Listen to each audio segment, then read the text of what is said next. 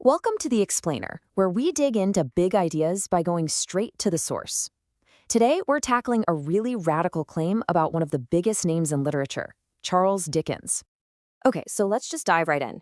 The claim comes from a hugely influential 20th century critic named F.R. Leavis, and his argument was pretty wild, that the real masterpiece in Dickens's collection wasn't Oliver Twist or A Tale of Two Cities, but this short, often overlooked book called Hard Times. I mean, Leavis's praise was just off the charts. He called it a perfect, completely serious work of art. But that raises a pretty big question, right?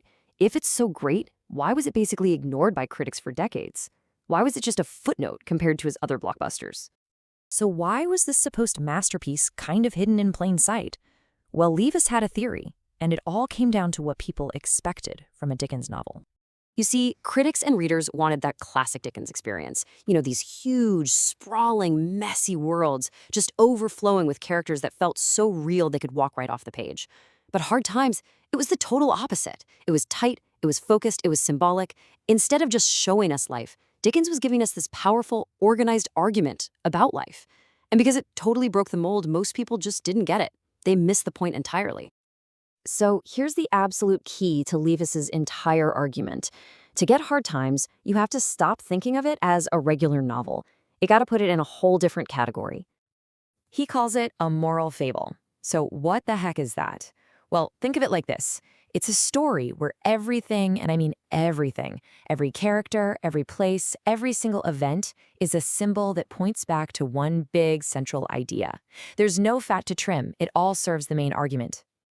And that's central idea. It's a massive takedown of Victorian industrial society. It's about a world that's been poisoned by this cold, inhuman philosophy that cares more about facts and figures than about people. This wasn't just a story for Dickens, it was an indictment. And the trial is staged as this brilliant showdown between two totally opposite worldviews, two completely different ways of being human. Dickens basically sets up two opposing teams to fight it out. In one corner, you've got Team Fact. They're all about utilitarianism, cold logic, and self-interest. Their captain is this schoolmaster, Mr. Gradgrind.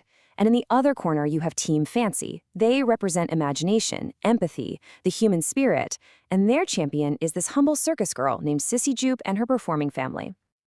Dickens shows us this clash perfectly, right from the very first scene in Mr. Gradgrind's awful schoolroom.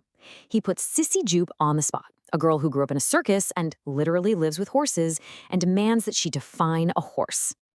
And Sissy, who actually knows horses on a deep, personal level, she's speechless. She can't boil down her lived experience into some dry definition.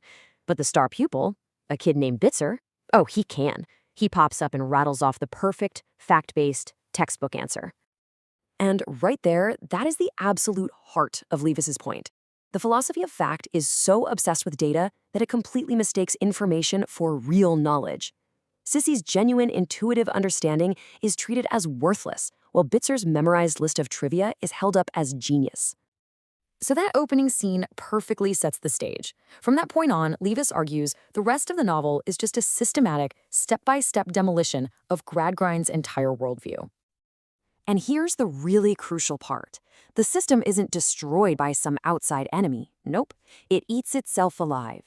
The final proof of its failure comes from its own perfect creations, Gradgrind's children and his star student. First up is his daughter, Louisa. When a marriage is arranged for her with this horrible guy, Mr. Bounderby, she turns her father's own cold logic right back on him. She asks about love, and Gradgrind, the man of facts, is totally stumped by the simple, human question. Predictably, the marriage, which was based on tangible fact, is a complete catastrophe. It leads to her total emotional collapse. She runs home and falls at his feet. The so-called triumph of his system is now just this insensible heap, proving how spectacularly his philosophy fails to account for the human heart. But the final, most devastating blow comes from his prize student, Bitzer. When Gradgrind's son gets into trouble, he goes to Bitzer, the system's greatest success, and begs for a little compassion to help his son escape. He desperately asks him, "Bitzer, have you a heart?" And Bitzer's response is just terrifying.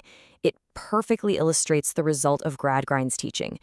He replies with that same literal-minded, factual logic he was taught. He defines the heart as just a biological organ needed for circulation, completely ignoring the emotional meaning.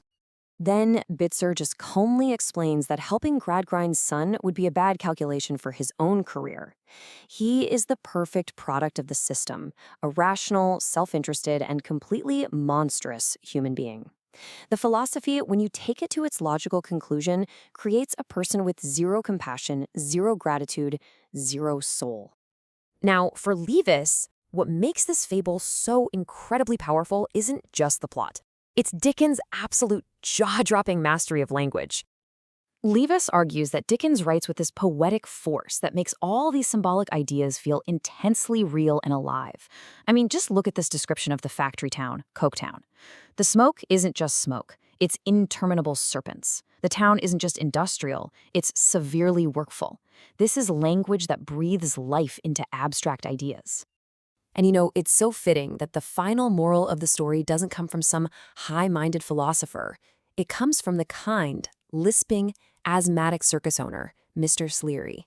He sums up the book's entire theme, that there's a kind of love and a way of knowing in this world that you just can't measure or calculate, a truth as mysterious and real as the loyalty of a dog. So when you boil it all down, Leavis isn't just defending a forgotten book. He's actually defending a completely different idea of what a novel can and should be. He's making a case for the power of art that is focused, symbolic, and intentional.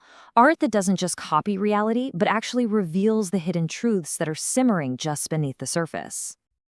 And all this leaves us with a really fascinating question, one that goes way beyond just this one novel.